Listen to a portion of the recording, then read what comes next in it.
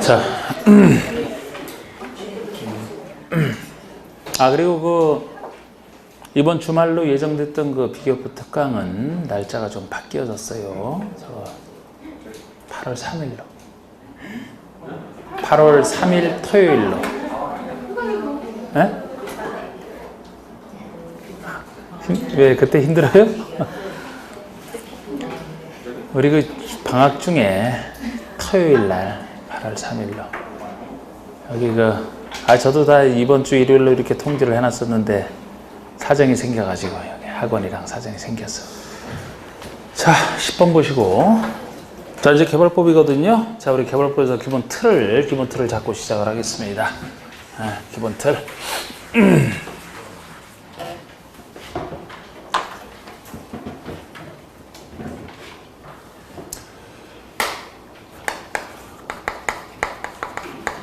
항상 도시개발법에서 이제 6문제가 나오는데, 그죠? 여기 나오면 이 틀부터 항상 생각을 하시고 보셔야 되는. 먼저 도시개발 사업에 대한 전체 계획이 필요해요. 그것을 개발 계획을 수립한다라고 합니다. 개발 계획을 수립하고 나서, 그 다음에 이제 구체적으로 어디를 개발할지 땅을 지정하는 게 보통이죠. 계획 수립 후 구역 지정이 보통 순서인데, 예외적으로 이 순서가 뒤바뀌는 예외는 존재한다. 녹지나 비도시 같은 변두리 대상으로 개발할 때는 투기 우려가 더 많아서 보통 구역을 지정했을 때 그때부터 투기 통제하는 장치가 주로 발달되기 때문에 먼저 구역을 지정해서 통제를 해놓고 나서 개발 계획을 나중에 수립할 수도 있다. 어느 때, 여러 때 이런 거 잘 나왔었죠? 자, 구역이 지정됐으면 그 다음에는 이 사업을 누가 시행할 것이냐. 시행자 지정하는 단계. 자, 우리 시행자라면 민주적으로는 공공과 그렇지 않은 민간으로 나눠져 있고, 민간 중에서 대표적인 게 조합, 도시개발 조합이었습니다. 도시개발 조합. 시행자가 지정됐으면 시행자는 실시계획을 작성해서 이 실시계획에 대해서 인가를 받음으로써 사업 시행권을 딴다라고. 사업 시행권을 땄어요. 사업 시행권 땄으면 여기까지는 세 가지 방법에서 공통점이었고, 그 어느 방식을 택할지는 여기서 정하는 건데, 그죠? 여기까지는 공통점이었기 때문에 방법에 따라 달라집니다. 수용 사용 방법을 통해서 하느냐, 수용 사용 방법을 통해서 하느냐, 아니면 환지 방법, 환지 방식을 택해서 하느냐.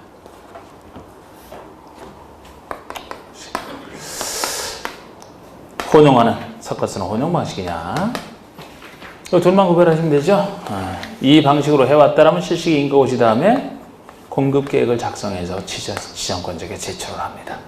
공급 계획 작성해서 제출한 다음에 공사 시작해서 공사 끝났다 그러면 공사 끝났으니까 준공검사를 받고 공사 완료 공고.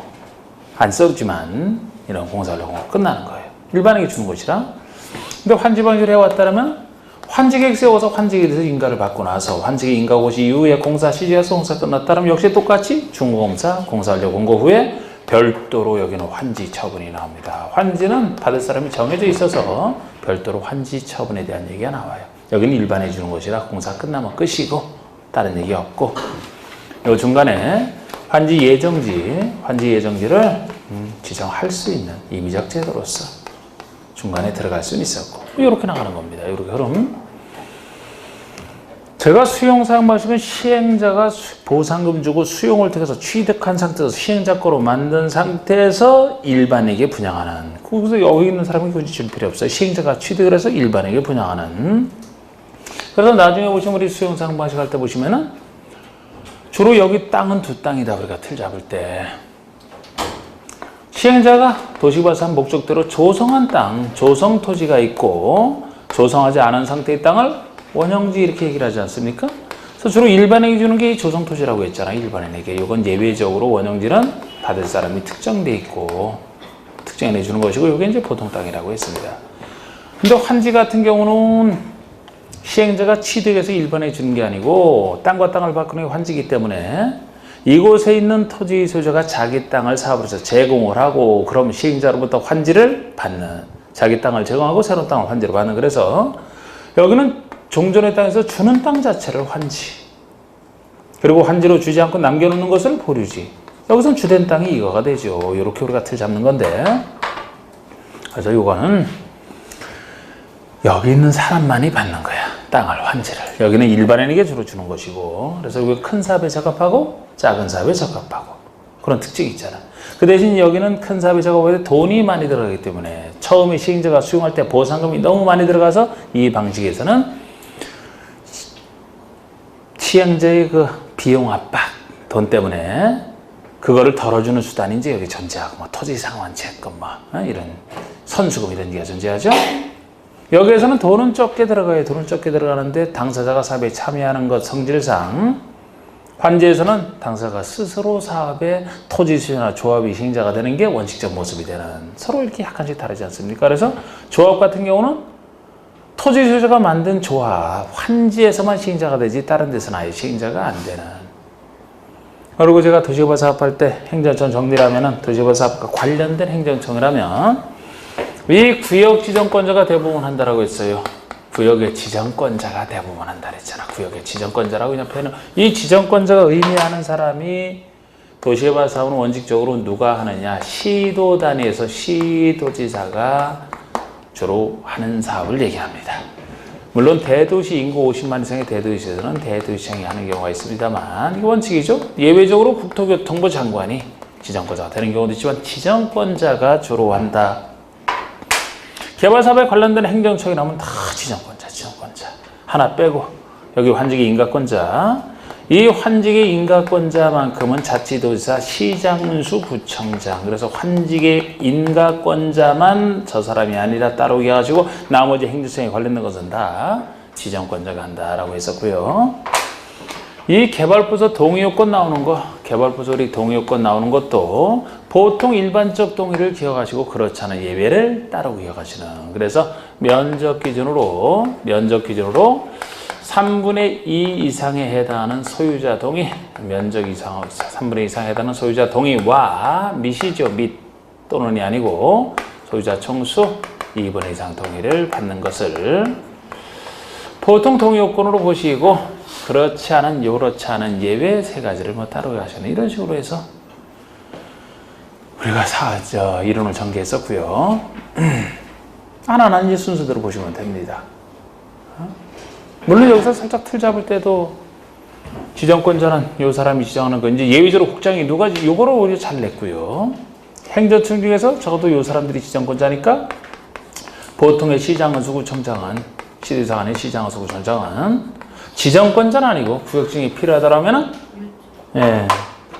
바로 시 윗사람인 시도지사에게 요청할 수 있는 요청권자라고 있고, 시행자가 될 사람 12사람 자격 있는 자 중에서 대부분은 이제 구역 지정을 미리 제한할 수는 있어요. 제한권자라고 하는데, 시행자 중에서도 행정청이나 조합을 제외한 시행자, 행정청 자체는 요청권자인지는 지정권자니까 제한을 인정할 필요가 없고, 행정청 제외, 그리고 조합도 제외한다. 행정청 조합을 제외한 나머지 시행자가 될 수 있는 자가 구역 지정을 제한하는 제한권자라고 하는데, 왜 조합도 역시 제한을 못하느냐? 다른 시행자가 될 수 있는 사람은 처음부터 있었던 사람이 이제 그들 중에서 자격을 주는 것이고, 조합만큼은 명칭이 도시개발 조합이기 때문에 그 전에 없어요. 구역 지정 이후에 새로 만들어지는 게 조합이기 때문에 구역 지정 전에 구역을 제한하는 건 있을 수가 없는 거죠. 지정 이후에 만들어지는 것이라. 그래서 제한 못합니다. 제한하더라도 보통은 구역 지정을 제한한 데는 구역 지정권자에게 제한하는 게 보통일 것 같은데, 지정권자에게 제한하는 게 아니고 요청권자인 시장과 수도청장에게 보통 제한하는 것도 특이한 거예요. 그럼 제한을 받아 이 사람이 요청해주는, 이런 구조로 간다랬고요. 여기 구조에서 쓸만한 얘기는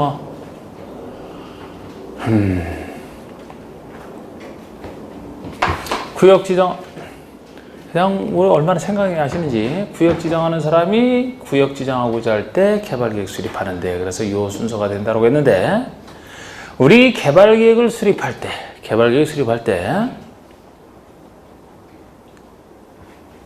이 개발계획은 행정청이 수립하는 계획이기 때문에 사실 주민의 동의는 필요 없어요. 필요 없는데 특이하게 주민 동의를 받으라는 게 있지. 개발계획 수립할 때 개발계획에서 우리 여러 가지 방식 중에 하나를 택하는데, 환지 방식으로 하고자 개발계획 수립할 때는 동의를 필요로 하죠. 요 일반 동의를 개발계획에 대해서. 왜 환지방지로 한다면 당사자가 스스로 시행자가 돼야 되는데 만약에 대부분이 반대가 심하다면 환지 방식으로 결정해 주더라도 나중에 시행자가 스스로 안 할 수가 있다고 봐서 그런 것을 없애고자 미리 일정한 수의 동의를 받아야 된다 이렇게 연결되는 거예요. 환지 방식으로 하고자 할 때. 그래서 환지 방식으로 개발계획 수립한다 하더라도 만약에 당사자에게 시행을 맡기는 게 아니고 국가나 지자체가 처음부터 하기로 했다라면 그 동의를 받을 필요가 없다 이렇게 나가는 거 있죠. 특이한 얘기입니다. 그래서 나중에 여기서도 그런 그 환지 방식으로 할 때는 그 동의를 받아야 되기 때문에 동의 못 받았을 때 나중에 만들어진 조합이 조합 파트에서는 총회할 때 요거를 그 동의를 받게 하면은 총회 결의를 통해서 그 동의를 받게 하면 처음에 동의를 못 받았어도 그 하자가 치유된다 하는 것도 나중에 나온 조합이 여기에 대해서 이제 나중에 총회를 할 수 있는 경우가 그래서 생기는 거죠. 연결되는 거죠. 그리고 구역 지정할 때도 요 사람이 구역 지정권을 행사하는 경우 이걸 좀 더 많이 낸다 그랬죠? 요거는 그대로 이해하면 된다 그랬어요? 어떤 경우 있습니까? 국장이 특별히 나서서 구역을 지정하는 경우라면은 국가가 사업할 때? 국가가 사업할 때 그것도. 누가? 여기 분명히 문제 풀면서 나왔을 겁니다.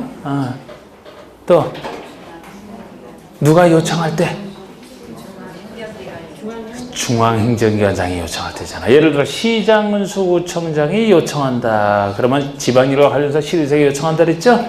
중앙행정기관장이 요청한다는 건 국장, 국가일과 관련해서 요청하니까 국장이 한다. 이렇게 뭐 했던 거. 그리고 원래 제안도 이 사람에게 제안하는 것이지 국장에 제안하는 게 아니에요. 근데 예외적으로 국장에게 제안할 수 있는 경우 있다 그랬죠? 아무나 제안할 수 있는 게 아니고 국가일과 관련해서 제안해야 되니까 공공기관 장 정도 되는 이런 정부투자기관장, 공공기관 장 이런 사람들이 면적 30만 이상으로 또 국가계획과 연관이 있어서 제안할 때만 국장이 제안한다. 그리고 이때도 지정할 때 이 사람이 만약에 둘 이상의 시도, 대도시에 걸쳐서 구역을 지정해야 된다면은 협의해서 한 사람을 정하는데 그 협의가 안 된다. 그러면 국장이 한다. 이런 게 긴급한 경우 당연히 국장. 이런 얘기들. 여기서 제가 이론을 다 얘기하다 보면 뭐 끝이 없나? 이건 그래도 알아야 되잖아. 구역부터 지정하고 개발계획 수립하시는 경우 주로 녹지나 비도 정확하게는 녹지 지정처에서 아직 보존 녹지 지정 못하니까 생산 녹지나 자연 녹지 비도시일 텐데 이것이 전부 다일 때가 아니고 이것이 대부분을 차지해도 이렇게 할 수 있는 경우 있죠? 즉 주상공이 이렇지 않은 주상공이 전체의 몇 프로 이하일 때 30%. 주상공이 차지하는 면적이 30% 이하일 때 작다는 기준 중에 하나인 30% 이하. 그 얘기는 70% 이상이 녹지 비도시라는 얘기죠. 그래서 그걸 잘 낸다 그랬잖아. 그리고 뭐 개발계획을 일반인들처럼 공모할 때는 먼저 구역부터 지정해야 되니까 그래야 알 수 있으니까 개발계획 공모할 때도 그렇고 또 국장이 국가 균형 발전을 위해서 중앙행정자 한다. 이거는 항상 국가 균형 발전을 위해서 지방 발전시키려고 하는 거 여러 가지 혜택을 준다. 뭐 그렇게 우리가 봤던 것이고요. 큰 틀에서만 잠깐 보시면 우리 시행자 같은 경우 12사람 중에서 지정하지만 우리 공무와 민간 구별하면 충분한데 보통이라면 12사람 중에서 시행자를 지정하지만 환지 방식에서만큼은 12사람 중에 지정하는 게 아니고 성격상 토지 소유자나 조합을 시행자로 지정하는 것이 원칙이다. 근데 예외적으로 환지 방식이지만 토지나 조합 말고 지자체를 예외적으로 지정할 수 있는 예외 존재하죠? 그 예외 중에 토지나 조합이 개발계획 고실로부터 일정 기간 내 신청을 안 할 때, 신청 안 하니까 지자체 지정할 수 있다. 몇 년 내 신청 안 할 때? 몇 년? 1년. 1년 내 지정 안 할 때. 개발계획 고실부터 1년 내 지정 신청을 안 할 때 시행자, 지자체를 지정할 수 있다. 지자체 장이 집행하는 공모사가 병행할 필요도 있다. 그런 얘기도 나오고 여기에 대한 예외 있잖아. 여기에 대한 예외. 보통 이렇게 일반 동의는 나중에 조합 설립인가 신청할 때 받아야 될 동의인데 여기에 대한 예외로서 조합 설립인가 신청보다는 작아야 의미가 있다. 이 정도 될 거면 조합 만드는 게 좋으니까 조합 못 만들어도 사업하는 게 좋다. 지자체를 시켜서라도. 그래서 여기에 대한 예외로서 바로 면적 2분의 1, 총수 2분의 1, 반 정도가 그렇게 이거보다 작은 게 나왔다 그랬잖아. 2분의 1, 2분의 1 정도가 지자체 등의 시행에 동의하면 지자체를 지정할 수 있다. 이게 시행자 지정에서 나오는 얘기고 시행자 변경 사유에서는 이미 시행자가 있는데 이 사람을 다른 사람으로 변경할 수 있는 용어 나오죠? 이 변경 사유에서는 부역고시로부터 시행자가 실식의 인가 신청을 몇 년 내에 안 할 때 시행자를 바꿀 수가 있다. 1년 내에 안 할 때. 아까 환지에서 예외적 시행자에서도 개발급소 신청을 1년 내에 안 할 때, 여기서도 부역고시로부터 실식의 인가 신청이라면 둘 다 1년 내에 안 할 때. 실식의 인가를 받고 나서 사업신고 따고 나서 공사 착수하는 것은 요거는 2년 내 착수, 공사 착수가 2년이고 신청은 다 1년이라고 했잖아 제가. 그러면서 이제 조합할 때 뭐 조합은 법인인데 여기서 이제 설립인가 받는 거 조합에 관련 얘기는 당연히 다 중요해요. 응? 자, 우리 조합 설립인가 신청할 때 동의 요건이 누가 신청합니까? 토지 소유자 7인 이상이 황야의 7인 토지자 7인 이상이 정권을 작성한 누구에게 인가받는 거예요? 지정권자의 인가를 받습니다. 인가 신청에 동의를 받아야 되죠? 동의 요건이 얼마예요? 면적 3분의 2 이상 소유자 동의와 총수 2분의 1. 여기 할 때 면적 기준에서는 국공지를 포함해서 계산합니까? 빼고 계산합니까? 국공지를 포함한 전체 면적으로 3분의 2 이상 동의를 받아야 되기 때문에 사유지 동의를 먼저 받아라. 이런 얘기가 나온다 그랬죠? 그리고 소유자 총수 계산할 때 뭐 여러 명이 공유하고 있다 그러면 한 사람 계산한다. 이런 건 뭐 당연히 우리가 했던 얘기고. 설립인가만으로 성립 안 돼요. 법인이기 때문에 설립 등기를 해야 성립한다. 이런 거 다 특징이고, 이렇게 조합이 만들어지면 조합원이 누가 되느냐? 구역 안에 토지 소유자이기만 하면 당연 조합원이 된다. 조합 설립 찬성 반대 상관없이 토지 소유자이기만 하면 된다 그랬죠? 네? 결격 사유도 있어요. 막 감옥에 가 있어요. 그러면 조합원이 된다 그랬어요?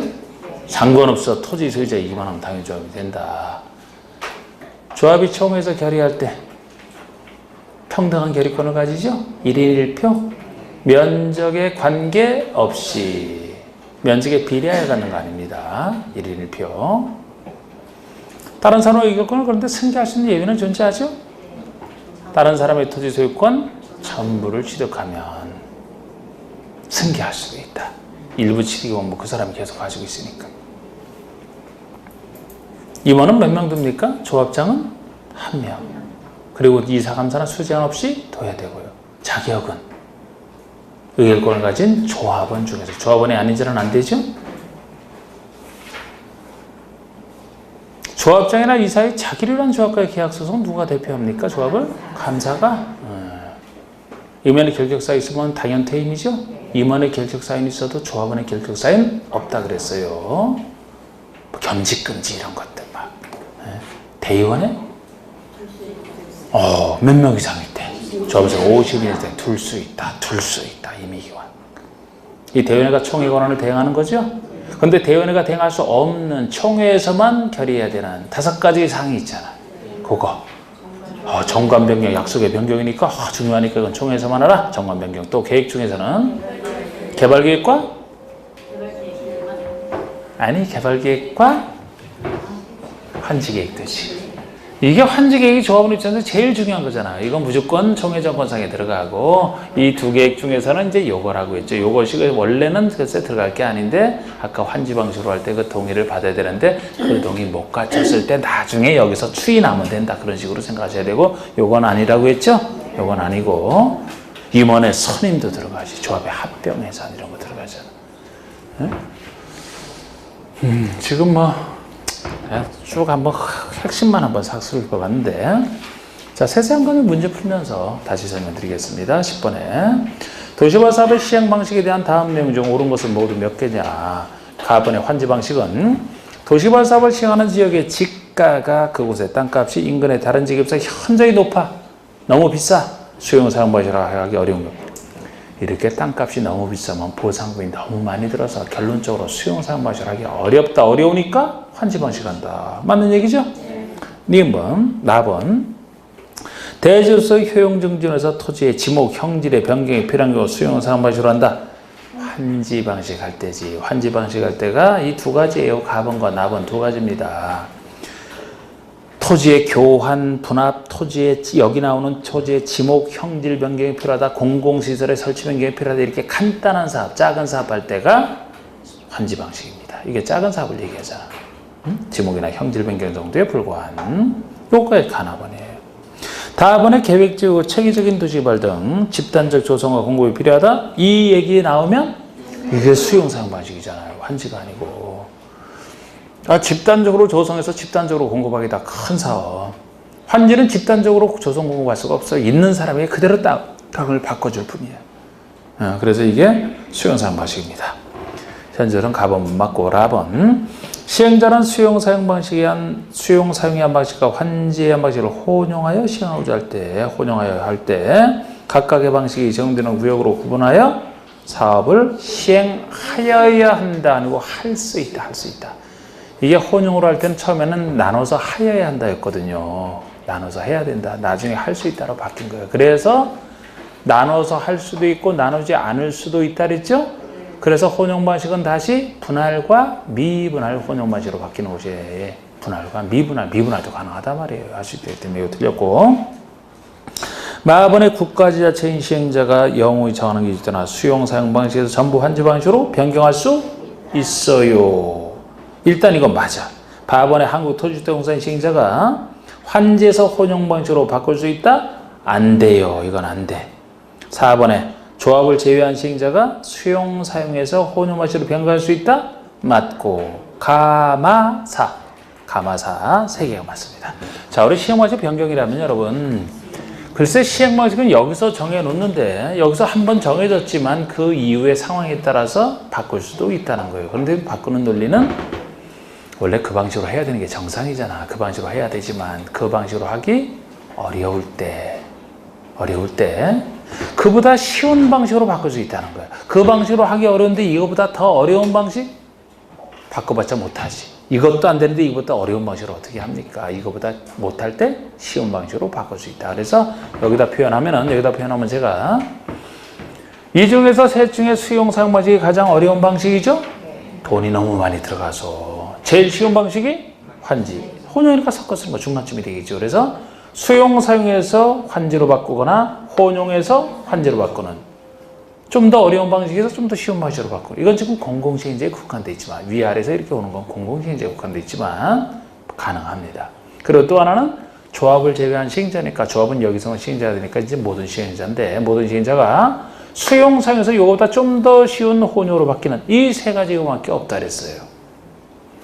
이 세 가지 경우밖에 없어요. 혼용에서 이렇게 바꾸는 거 안 됩니다. 수용 환지에서 이렇게 바꾸는 거 안 되는 거 있을 수가 없어요. 그래서 바번은 틀리고 가번과 4번이 맞는 겁니다. 자, 우리 11번이 개발법상 도시개발구역을 지정한 후에 개발계획을 수립할 수 있는 경우가 아닌 거. 이거 구역을 지정한 후에 개발계획을 수립할 수 있는 경우, 이런 경우가 아닌 걸 찾아라. 1번 상업지역이 전체 도시개발구역 지정면적의 100분의 50즉 50%인 지역을 구역으로 지정한대. 주상공 중에 하나가 30% 이하여야지 이렇게 할 수 있어요. 30% 작다는 기준, 30% 3분의 1 중에 30% 이하. 지금 이거는 30% 이하가 아니고 50%니까 30% 한참 초과했습니다. 이때는 무조건 계획부터 세우고 구역 지정하는 이 원칙으로 가야 돼. 구역부터 지정할 수 없어요. 이게 30% 이하여야 됩니다. 이번에 자연녹지지역의 구역이랄다 녹지 아닙니까? 관리지역의 구역 지정한다 관리지역 관농지 아닙니까? 국장이 국가균형발전에서 관계중앙지정자 협의구역으로 지정할 때 자연환경보전 이거 나도 자꾸 자연환경보전지역을 따로 얘기하면 자꾸 이거 아닌 걸로 보시는 분도 있는데 자연환경보전지역도 관농지에 속하기 때문에 구역부터 지정할 수 있는데 들어가요. 단 국장이 국가균형발전에서 지정하는 그 땅에서만 자연환경보전지역은 빠진다는 얘기예요. 다른 데서는 이런 말 없으면 들어가지 당연히. 개발계획 공모하는 경우 국민대에서는 공모하는데 먼저 구역을 지정해줘야 거기에 대해서 알고 멋진 계획을 입안할 수가 있으니까 12번에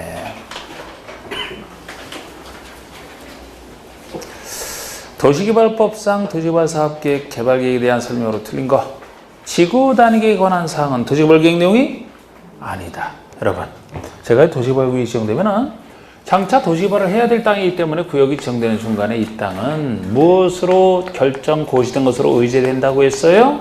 도시지역과 지구 단위계획 구역으로 의제 결정을 한다. 지역상 도시지역으로 돼야 되고 지구 단위계획으로 의제가 돼야 지구 단위를 세워서 도시개발 사업 할 수 없는 땅을 사업을 할 수 있게 만들어주는 장치가 필요하다고 했잖아.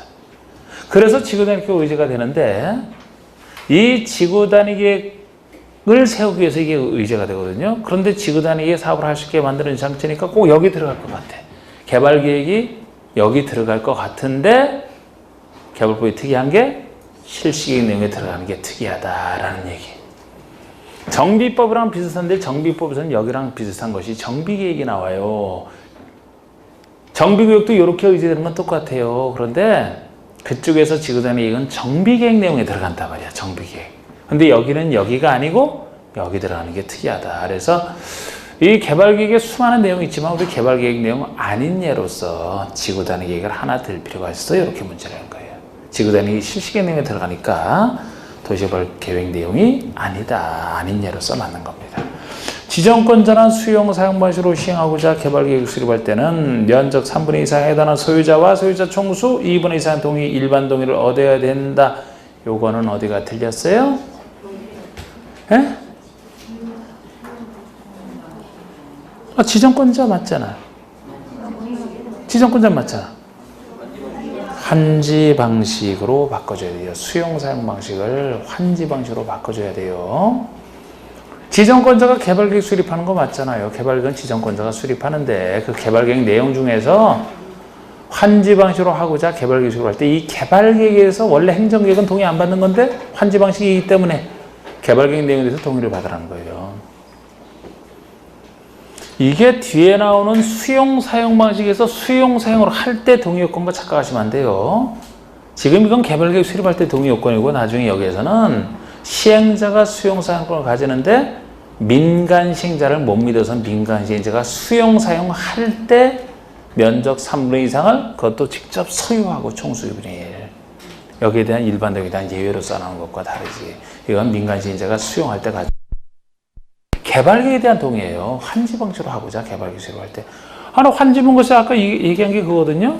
환지분 시행자가 토지나 조합이 시행자가 되기 때문에 환지 방식으로 결정을 해줘도 당사자가 반대가 아예 심하다라면 해줘도 못하거든 사업을. 그러니까 방식 결정할 때 미리 동의를 받아보는 거예요. 일반 동의를. 그래서 국가지자체가 할 땐 그것도 필요 없다. 또 이렇게 나가는 거고. 개발계획 내용 중에 아래 거잖아요. 헷갈리면 안 됩니다. 3번의 지정권자랑 국가지자체가 시행하는 도시개발 사업을 환지 방식으로 시행하고자 개발계획 수립하는 때는 소유자 동의를 받을 필요가 없다. 지금 이게 그 얘기거든요. 환지 방식으로 시행하고자 개발계획 수립하더라도 그 시행자가 누구냐? 국가지자체가 시행한다라면 당사자가 할 게 아니기 때문에 동의를 받을 필요가 없다.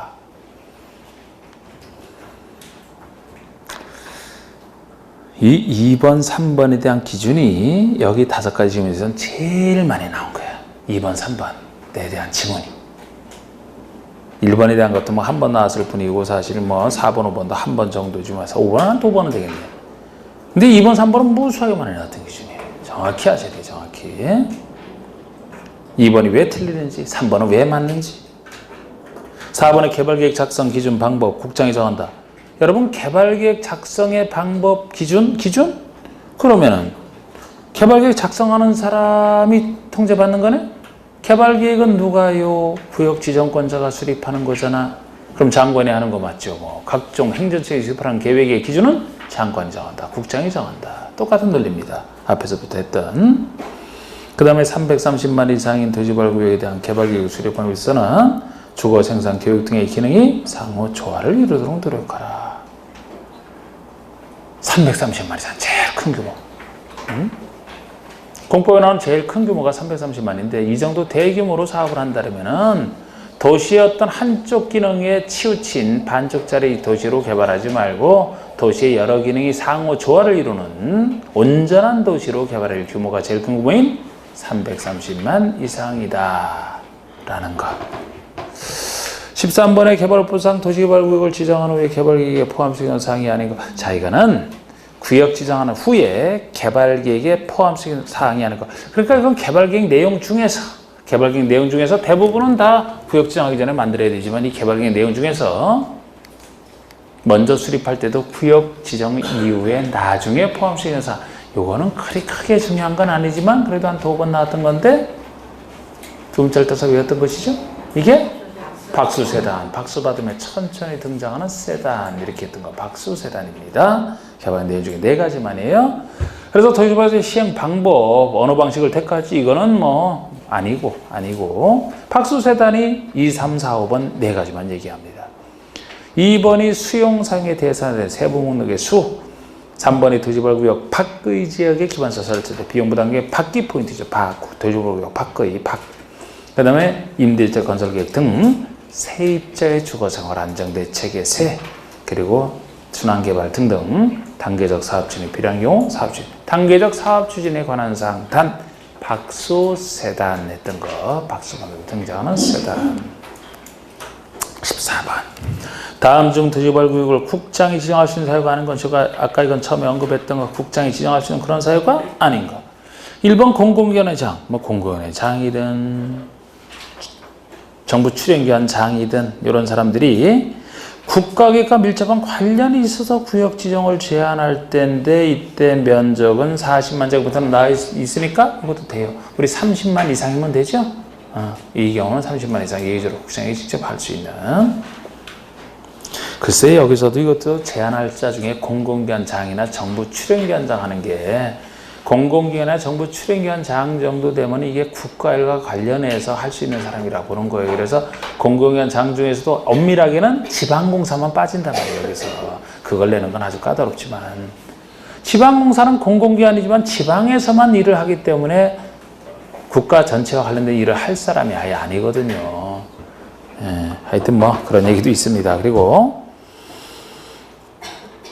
관계 시도사 대도시간에 협의가 안 될 때, 원래는 둘 이상의 시도 대도시에 걸쳐 있으면은 관계 시도사 대도시장이 협의해서 한 사람 정해야 되는데 공동 지정은 아니고 그죠? 한 사람 정해야 되는데 협의가 안 된다. 그럴 땐 국장이 나서겠다는 얘기입니다. 그 다음에 3번이 틀린 게 시장소구청장이 요청한다면 누구에게 요청한다 그랬어요? 시도지사에게 지방일과 가서 요청하니까 시도지사에게 요청하지 국장이 요청할 수가 없어요. 중앙행정기관 장이 요청하는 겁니다. 중앙행정기관 장이 4번에 국가가 사업을 실시할 필요가 있다. 국가가 할 필요가 있으니까 천재변 긴급한 경우 지금 이 5가지랑 관련되어 있어요. 15번에 개발법상 도시발구역의 지정에 관한 설명이다 옳지 못한 것을 고르면 특별시장, 광역시장, 도지사, 대도시장. 이게 시도지사, 대도시장 아닙니까? 계획적인 도시개발이 필요하다고 인정할 때는 구역을 지정할 수 있다. 원칙적 지정권자에 필요한 경우 지정할 수 있다. 하지만 위 1의 경우 도시개발구역으로 지정하고자 하는 면적이 100만 제곱미터 이상일 때는 국장과 협의한다. 이 사람이 지정을 할 때 국장이 하는 경우 아니고 시도지사, 대도시장이 지정을 할 때도 미리 국장과 협의를 해야 될 대상은 2가지는 있어요. 그 중에 하나가 이겁니다. 면적이 100만 제곱미터 이상일 때. 아니면 또 하나는 이제 국가계획과 관련된 경우. 시도지사가 하지만 국가계획과 관련된 경우는 국장과 미리 협의해야 되는 게 있고요. 하나는 규모가 100만 제곱미터 이상일 때. 이거를 여기 나온 숫자 뭐 100만 이상일 때 국장과 협의하라. 역시 이것도 아직 낸 적은 없어요. 그러니까 여러분들이 숫자 같은 경우도 너무 숫자에 민감하지 말라 그랬잖아요. 제가 구역지정판에서 숫자가 나온다면은 아까 30만 이상 나오는 게 그것도 슬쩍 제가 지나갔지만 아까 공공기관 장이 30만 제곱미터 이상 국가과 밀접한 관련이 있어서 구역지정을 제한할 때 국장이 하는 그 사유 중에 30만 하나 있었죠? 330만 원. 개발계획 수립할 때 구역이 330만 원이면 복합적인 기능을 갖는 도시로 개발하라 330만이잖아. 제일 짠 게 30만 여기서 나왔고 330만은 아까 복합적이니까 당연히 나오고 구역에서 나머지가 100만이에요. 이 사람이 지정할 때 100만 제곱미터 이상이면 국장과 협의하라. 조금 넓으니까 국장과 협의를 해야 된다. 넓으니까. 그리고 또 하나는 구역 지정할 때 기초조사를 할 수 있는데 기초조사를 할 수 있다도 특이해요. 원래는 기초조사는 해야 된다잖아. 근데 그것도 평소에 잘 안 되니까 제가 그냥 초양도에서 언급 안 하고 넘어가지 할 수 있던데 기술을 할 수 있고 그 다음에 구역 지정하기 전에 주민 의견을 듣거든요. 주민 의견을 듣는 건 다 들어. 중요한 일이니까 주민 의견은 들어요. 큰 일이니까 듣는단 말이야. 주민 의견을 듣는데 주민 의견을 듣고 나서 따로 공청회를 개최해야 되는 규모가 100만 이상이 또 나와. 그럼 주민 의견을 듣고 나서 구역 면적이 100만 제곱미터 이상이면 공초를 의무적으로 해야만 되고 100만이 안 된다면 해도 되고 안 해도 되고 뭐 그런 식으로 나가거든요. 그러니까 100만을 따지면 그렇게 돼, 그 정도. 예. 자, 하여튼 이거 맞고 그래서 3번의 도지발 조합은 필요한 경우에 자치도지사 시장원수구청장이 구역지정을 제한할 수 있다. 이게 틀렸다고요. 제가 제한을 얘기하잖아. 제한은 누구만 할 수 있다고요? 행정청이나 조합을 제외한 시행자가 될 수 있는 자. 행정청도 안 되고 조합도 안 돼요. 아, 조합이 구역지정 이후에 만들어지는 게 조합인데 구역지정 위에 토지소유자 7인 이상이 정관 작성해서 막 인가 들어가고 해서 만드는 건데 그 전에 구역지정 제한할 때는 없어요, 없어. 구역 조합이 아직 없어. 제한할 수 없습니다. 4번의 토지 소유자가 구역 지정을 제한을 하려면 대상 토지 면적 3분의 2 이상에 되는 소유자 지상으로 보면 동의. 이게 바로 제한할 때 민간 시행자가 제한할 때 동의권. 보통 동의에 대한 예외 중에 하나예요. 글쎄 민간 시행자가 제한을 하게 되면 제한해서 구역 지정해줘도 해주고 나서 보통 제한한 사람을 시행자로 지정해 주는데 만약에 반대가 심한 상태에서 소수자가 만약에 제한을 해서 구역 지정해줬다 그러면 이 사람들이 사업 시행을 역시 안 할 수도 있다고 봐서 민간인이 제한할 때만 일정 동의를 받아야 된다. 그런데 그 동의가 소유자, 지상권자 있으면 지상권자까지 해서 포함해서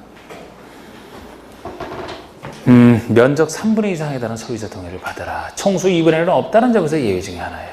민간 시행자, 토지 소유자니까 민간 시행자죠. 면적 3분의 2 이상 동의입니다. 5번에 도시발 사업이 필요하다고 인정하는 지역이 둘 이상의 시도 대도에 걸쳐 있다는 관계 시도자 대도시장이 협의하여 지정할 자를 정한다. 맞아요. 일할 사람 뽑을 땐 이렇게 한 사람 뽑는다 그랬잖아. 협의해서 한 사람 정하는 겁니다. 만약에 공동 지정한다 그러면 틀려요. 공동 지정을 할 때마다 이 협의를 해야 된다 그랬죠. 이 협의가 안 될 때 아까 국장이잖아. 그래서 들어갔던 것이고. 16번의 도시발구역 지정에 대한 설명으로서 옳지 않은 거. 도시지역안에 주거지역이 지정하면 1만 이상. 자, 이건 지정 규모네. 자, 우리 구역 지정할 때 명색이 도시발인데 너무 작으면 안 된다. 최소 숫자 얼마 이상. 여기 나오는 숫자는 1만 3만 30만. 1만 3만 30만. 1만 3만 30만 하면 제일 큰 규모 30만 이상 하는 건 당연히 변두리 비도시를 대상으로 개발할 때가 30만 이상이고 그럼 1만 3만은 도시지역을 전제로 하는데 도시지역에서만 1만 3만인데 도시지역 중에서 유일하게 지정 못하는 곳이 있죠? 보전녹지. 전체 중에서 도시지역 중에 보전녹지만큼은 아예 지정 못해요. 우리 자연환경 보전이 또 30만 이상 돼. 보전녹지만 안 돼요. 도시에서 가장 보전을 표현했던 보전녹지는 도시민의 건강을 위해서 끝까지 도시개발하지 말고 남겨둬라. 보전녹지만 지정 못하고 나머지 도시지역 중에서 가장 큰 3만짜리는 공업지역만 공장 설치되니까 3만이고 나머지가 1만이죠.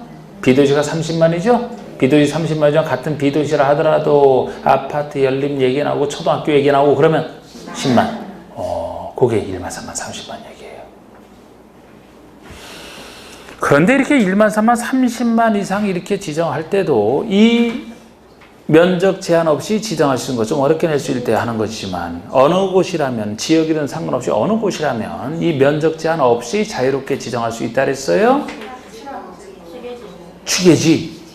그 어려운 것까지 기억하고 계세요? 혹시나 해서 물어봤는데 취향계가 있는 땅, 취락지구, 개발진이지구, 지구단위기업, 취계지. 여기다 국가균형발전을 위한 것은 혜택 주려고 취계지에다 국가균형발전 4가지. 이때는 면적 제한 없이 지정할 수 있다.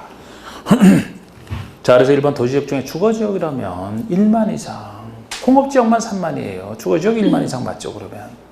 2번에 도시지역 안에 보전 녹지는 지정할 수 없다. 이거 기본이고. 3번 농림지역 지정할 때는 비도시니까 30만 이상, 다른 얘기 없으면 30만 이상. 4번이 자연녹지와 생산녹지 도시지역, 외지역, 즉 녹지와 비도시지역에 구역 지정하는 경우에는 광역이나 도시군 계획 기본계획에서 개발이 가능한 용도로 지정이 되어야 구역 지정이 가능하다. 이런 것도 4번, 5번도 어렵게 낼 때나 내는 건데 가능하면 이런 것까지 제가 지금 다루고 있잖아요. 그래서 이번에 하여튼 나가는 거 나중에도 보셔야 돼요. 저는 웬만한 자료는 나중에 보지 말라는 자꾸 자료 늘어나면 안 돼. 그런데 이거는 나중에도 봐서. 자, 녹지나 도시개발은 개발할 땅이라 원래 주상공, 녹지 비도시에는 원래 하면 안 되거든. 그런데도 할 필요가 있으면 당연히 도시개발 할 수 있어야 돼요. 그래서 녹지나 비도시에 도시개발 하려면 그냥은 안 되고 원래는 보존할 땅이니까 방향을 정하는 광역이나 도시군 기본계획에서 비록 여기는 녹지와 비도시 지역이지만 앞으로는 개발이 가능한 쪽으로 방향이 세워지. 그 방향을 보고 판단해야 돼요. 개발이 가능한 곳에만 지정하라는 겁니다. 그런데 이렇게 개발이 가능한 곳에는 지정할 수 있지만 그건 광역이나 기본계획이 수립됐을 때 그걸 보고 판단하는 것이지. 어느 곳에는 보니까 아직 광역이나 기본계획이 수립이 안 돼 있어. 그러면 어떻게 할 것이냐. 방향을 알 수가 없죠. 어쩔 수 없이 녹지나 비도시 중에서 자체적으로 개발할 땅 두 가지에만 예외적으로 지정이 가능하다. 자체적으로 개발할 땅이 어디예요? 녹지 지역 중에서는 자연 녹지가 불가피하고 개발이 허용되는, 비도시 지역 중에서는 계획관리가 도시계획 준하는 곳이라 개발해요. 그래서 5번이 위 사의 경우 광역이나 기본계획 수립이 안 돼 있다면 생산 녹지가 아니고 자연 녹지 계획관리는 좋고요. 자연 녹지나 계획관리 지역 두 군데만 예외적으로 지정할 수 있다. 이렇게 나가는 요건입니다. 지정 요건 중에. 그런데 이런 지금 얘기한 이것도 아예 무시할 수 있는 게 취계지란 말이지. 그거는 면적이든 이런 거든 다 무시하고 할 수 있는 게 취계지예요. 국가균형발전과. 자, 17번 보시면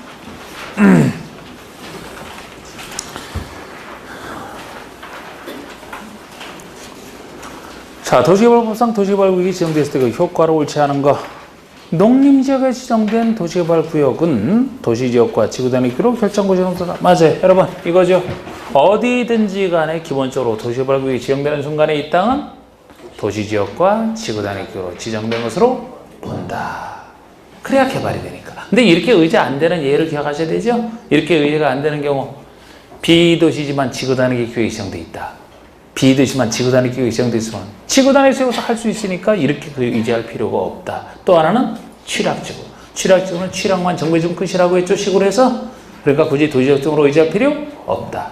지금 이건 그런 얘기 없잖아. 취락지구나 비도시의 지구단위 규격 아니잖아요. 그러면 도시지역과 지구단위 규격 의제되는 거 맞지 그냥. 이번에 관리지역으로서 취락지구로 지정된 곳에 도시개발구역이 지정된 경우 도시지역과 지구단위 규격으로 결정. 이게 틀린 게 왜요? 취락지구라 틀린 거야 이게. 비록 관리지역은 비도시만 취락지구로 지정되기 때문에 도시지역 등으로 의제 안 됩니다. 3번에 건축을 대순환하는 용도 변경하는 허가를 받아야 된다. 요거는 또 도시개발구역 지정 효과로서 개발인 허가 대상을 얘기하잖아요. 자, 여러분, 우리 개발인 허가제는 크게 세 군데서 나온다 그랬어요. 국계법상 개발인 허가는 난개발 방지를 위해서 통제하는 이것과 다른 것이 여기 나오는 도시개발구역, 나중에 나오는 정비구역. 도시개발구역, 정비구역에서는 개발사업, 정비사업을 잘해야 되기 때문에 도시개발사업, 정비사업이 아닌 개발행위를 허가받아라 통제한다 했습니다. 그래서 이 둘은 국계법과 다르죠. 왜? 취지가 달라. 여기서는 사업의 지장을 안 주려고. 그러니까 사업의 지장을 줄 수 있는 것들을 다 허가받아 통제하는 거예요. 그래서 국계법상 허가보다 좀 더 많아진다 그랬죠? 특별법이라. 네. 건축을 대순환하고 용도 변경하는 거 여기서는 허가를 받아야 됩니다. 국계법에서는 건축물을 대순환하고 용도 변경하는 것은 허가 대상 아니에요. 건축물이 그대로 있는 상태에서 대수선 용도 변경하는 거 아닙니까? 새로 짓는 게 그쪽에서는 난개발이지. 그런데 여기서는 건물이 있는 상태에서 대순환 용도 변경이 되더라도 가치가 그만큼 증대되니까 나중에 사업할 때 철거를 한다. 철거 보상 비용이 많아진다 그랬죠? 그래서 사업에 지장을 주는 거라 그랬잖아. 여기는 추가로 허가 대상되는 거 맞습니다. 그런 식으로 따져주는 거. 중목을 벌채나 식재 허가를 받아야 된다. 이것도 국계법에서는 아니에요. 나무 심고 베는 게 무슨 난개발이에요. 그쪽에서는 아니지. 그런데 여기서는 허가 대상에 들어가요. 나무 있는 땅이 훌륭해서 요거를 남겨놓고 자연친화적으로 개발하려고 했더니만 싹 베버렸다. 그러면 그것 때문에 안 들어올 사람 많아. 분양 취소하는 사람 많아. 반대로 현재 나무가 없는 땅에 개발하려고 설계를 해놨더니만 나무를 막 키우겠다고 심었다. 그러면 요거 다 보상받으려고 심는다 그랬죠? 사업에 지장을 주는 것이란 말이야. 여기서는 허가 대상 되는 거 맞습니다. 또 5번의 토지개발구역 지정고시 당시 이미 행위허가를 받았거나 허가를 받을 필요가 없는 행위에 대해서 공사 사업에 착수한 자, 토지개발구역 지정 구전에 공사 착수한 자, 기득권자 보호죠. 착수한 자는 30일 내 특권시장소에 신고하고 계속할 수 있다. 이게 30일 내 신고죠. 도시개발 정규계획 똑같죠. 이거는 30일 내 신고. 이게 국회법에서 기득권자 보호는 원칙은 관리계획 결정 그 전에 공사 착수한 자는 그냥 계속할 신고도 필요 없다. 근데 관리계획 내용 중에서 시수 2가지만 3월 내. 그거보다 더 센 거 아닙니까? 여기는 더 짧은 게 더 센 거예요. 특별법이라. 도시개발 정규에서는 30일 내 신고하면 된다. 18번 보시면 도시개발구역 내에서 도시개발 사업이 아닌 일정한 개발 행위를 하려는 자는 특공시장소의 허가를 받아야 된다. 그 허가 대상이 아닌가. 이게 바로 그 얘기예요. 가설건축물 건축. 가설건축물도 국계법에서는 허가 대상 아니지만 잠깐 내버려두면 곧 철거가 되니까 여기서는 철거되기 전에 사업한다면 보상해줘야 된다 그랬죠? 허가 대상입니다. 토지의 형질명을 목적으로 하지 않는 터석 예치라면 여기서도 허가 대상이죠. 똑같아 이거는. 형질명을 목적으로 하면 목적행위에 대해서 형질명에서 허가 받아야 되기 때문에 여기 터석채취 따로 받을 필요 없습니다만 이게 터석채취 자체가 목적이니까 여기서는 허가를 받아야 되죠. 건축의 대선 아까 말씀드렸습니다. 4번의 도시개발구역에 남교도로 결정된 대지에서 물건을 일요일상 쌓아놓는다. 요게 답이 되는 게 우리 물건 쌓아놓는 행위는 국계법에서는 뭐 일정한 면적 미만 너비 5m 이하 좁게 분할되는 걸 문제 삼고 있는데 여기는 그런 얘기 없어요. 토지 분할이면은 제가 갑자기 물건 쌓아놓는 얘기하다가 왜 토지 분할을 얘기하지? 하여튼 토지 분할 여기는 없지만 토지 분할이면 면적에 상관없이 다 허가 대상이라 그랬죠? 토지 분할이? 크게 분할돼도 소유자 수가 늘어나기 때문에 늘어지면 다 사업성 악화라고 했잖아요. 그리고 물건 쌓아놓는 얘기라면 그쪽에서는 녹관자, 여긴 그런 얘기를 할 필요 없다. 왜? 도시개발구역이 이미 전제돼 있으니까. 물건을 1월 이상은 똑같아요. 그런데 여긴 전제가 뭐예요? 옮기기 쉽지 아니한 물건을. 옮기기 쉬운 물건에만 옮길 때 돈 안 들어가니까 대상 아닙니다. 옮기기 쉽지 아니한 물건을 옮길 때 돈이 들어가기 때문에 허가 대상인데 옮기기 쉽지 아니한 물건이라 하더라도 어디에 남교도로 결정된 대지라면 남교도로 결정된 대지니까 시행자가 사업할 때 손댈 땅이 아니다. 손댈 땅이 아니니까 아무리 옮기기 쉽지 아니한 물건을 많이 쌓아놔도 전혀 사업에 지장을 주는 것이 아니다 그랬잖아. 그래서 경미한 거예요. 이거는 공사할 곳에 쌓아놓을 때가 문제가 되지 남교도로 결정된 대지는 허가 대상 아닙니다. 그래서 그리고 5번에 경작지에서 관상중의 임시식재 만약에 경작지라는 얘기가 안 나왔다. 관상용 종목의 임시식재다. 그러면 이거는 경미행위예요. 종목의 식재는 허가 대상이에요. 근데 관상용 종목의 임시니까 가명의지라 허가 대상 아닙니다. 그런데 아무리 임시식재라도 경작지에서 이 말이 다시 붙으면 경작지는 원래 이런 관상 종목의 식재 용도로 쓰는 것이기 때문에 그 용도로 쓰는 것이라 아무리 임시라도 그 기간에 따른 보상은 해줘야 돼요.